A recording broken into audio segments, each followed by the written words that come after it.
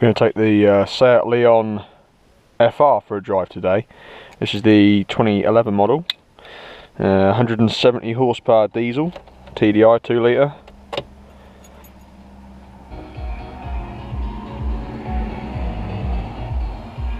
So the interior is quite basic, to be fair, quite similar to the old one.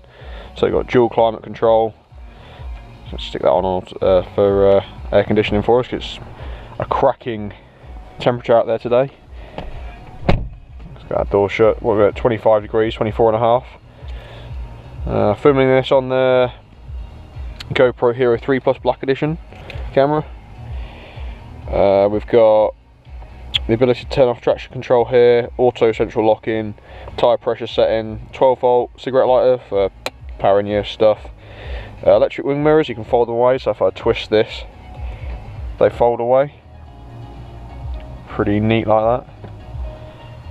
You can obviously adjust them by moving that around as well. 6 gears, USB built in, so you can plug in devices down there as well. Auxiliary, like I've got my iPod here. The radio's obviously playing at the moment. Let's get the old engine going. Nice. Nice steady idle on these things, very low. It's a VW obviously underneath. It's the GT diesel engine, 170 brake, like I said before. What else can we show? Under rear view mirror lighting here. I don't know what that's for. I think it sort of lights up down here in the night time, things like that. Auto dimming rear view mirror, so if there's a car behind blinding you, you click that and it sort of detects and puts glasses on for you effectively. Heated front windscreen. Let's see, the rest of these are like for blowing air upwards towards your face, feet, recircling the air. It's got a pretty cool sound system in here. Got 8 speakers. It's pretty good. Top speed they claim is 133, but it'll do a little bit more than that, shall we say. Some 48,000 miles this car. My average consumption at the moment, it won't tell us. Right, okay, that's not good. What's the average? 50 miles to the gallon in total. It's not bad for a car with this much power. So let's get cracking. The lights are automatic, so they're set to auto. They'll come on. If I turn them off, they'll go off obviously, but because it's set to auto, it knows it's night time, darkish out there. Perfect time for this sort of driving. I'm just going to bring the brightness up on the dashboard a bit so we can see the. There we go. Just light that up a bit better for us. Okay, let's get cracking. Auto brakes as well, so the car can't just roll away if the car slips out of gear or the handbrake fails. Let's get cracking. Nice steering wheel, the ability to change the channel, voice control, phone connection, things like that. Make a phone call, receive whatever. Volume up and volume down. You've got all the controls here for. Let's just turn this corner. You've got controls here that change the dashboard, so the little computer screen here. If we just adjust those, so speed warning's not set, the average speed. What else we've got? Route, yeah, range, how much miles left in the tank, temperature obviously, consumption, and real-time consumption at the moment.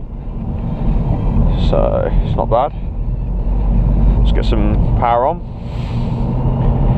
I have to say the acceleration on this thing is ever so nice. It's very responsive. There's very little turbo lag.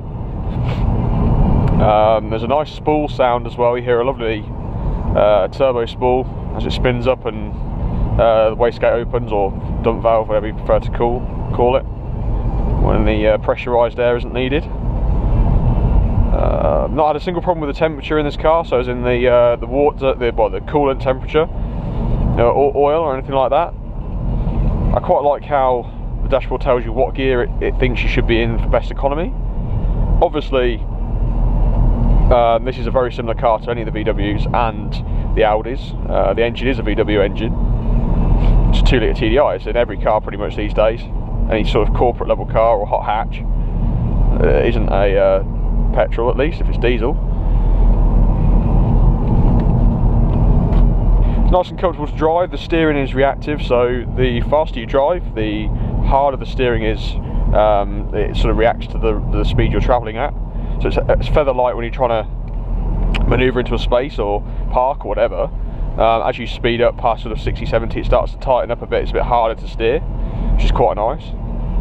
The car's very quiet inside. There's not a lot of noise in here at all. You barely hear the tyre noise. You basically hear wind and that's it. And the engine, which I love the sound of, it's a very deep tone. It's quite a rumble. In fact, it's like a cushion of air when you accelerate in any gear, no matter what gear you're in.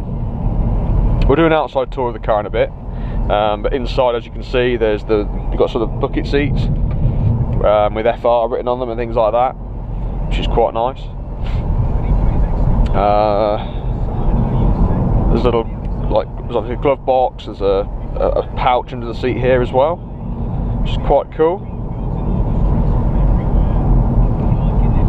Got control here for the windows, so you can open and close all the windows in the car, and lock them out as well if you don't want the rear to open with kids, which is pretty sweet. Just taking a little drive into Kettering, which is Northamptonshire in England.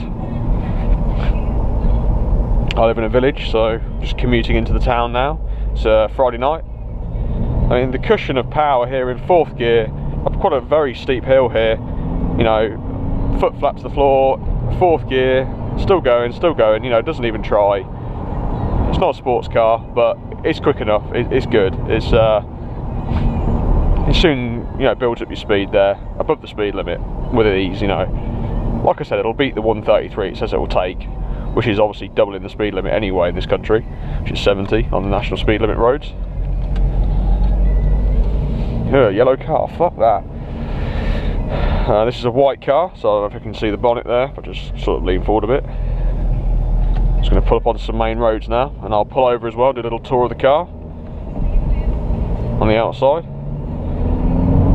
The torque is phenomenal.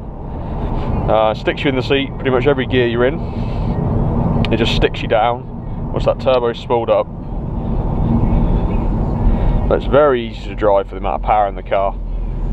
So one thing I do admire about this vehicle, but then again, it's a Scirocco. It's a Golf GT diesel. It's the same car, same chassis, same you know, same chassis, everything like that. Just different body panels, same wheelbase, everything. Independent suspension, all on 4 wheels, 4 disc brakes. All those sort of extras that most cars don't, you know, have. Most cars have you know, just 2 front brakes or disc brakes, and then drums on the rear. Even modern cars now. We'll just do a little 2nd gear pull here, so just trawling along here, 2nd gear, foot flat to the floor. It soon picks up speed without really trying. It's very nice. Overtaking isn't an issue. No matter what gear you're in, it'll just fly past most cars. Okay, we're up to temperature now, so the coolant is at the right temperature, so 90 to 100 degrees. A little bit of petrol left, averaging 40 miles to gallon, but that's because I've been thrashing the thing. 150 miles left in the tank. The economy in the vehicle is very good. It's one thing I've noticed. I've come from a petrol 1.4 to a 2 litre, and obviously it's mapped to 170 anyway, so it's not just a standard 2 litre. But yeah, the economy is way better than the 1.4 in petrol was. I mean, I would literally say double the economy. So 30 quid worth of diesel will probably get you, you know, 300 miles if you're driving steady. Whereas before I'd probably get about 180 miles, not even that, 150, something like that. So it does double. All right, we'll do a little tour of the outside of the car. So come on with me. Let's have a little look outside. So it's white. So this is what it looks like on the outside. Nice looking vehicle. Nice and quick. Nice aesthetics on it. I don't like the new ones. They look too much like the Golf and the Scirocco combined. It's in good condition. No damage on the paintwork really. Everything works. I like the exhaust at the back here as well. Quite cool. Pretty standard with a 2 litre TDI engine. Loads of boot space. I'll show you that. Absolutely tons of boot room there for a car with this much power. Helps if I shut the boot, doesn't it? Mini Cooper Sport. tell by the exhausts. In the back, got plenty of space in the back too. You can see loads of room in there, even with the seats pushed quite far back for myself.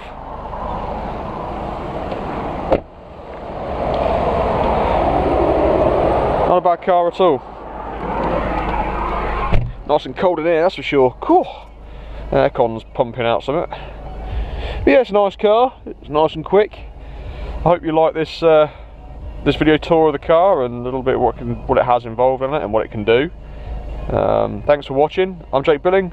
Catch you later. Laters.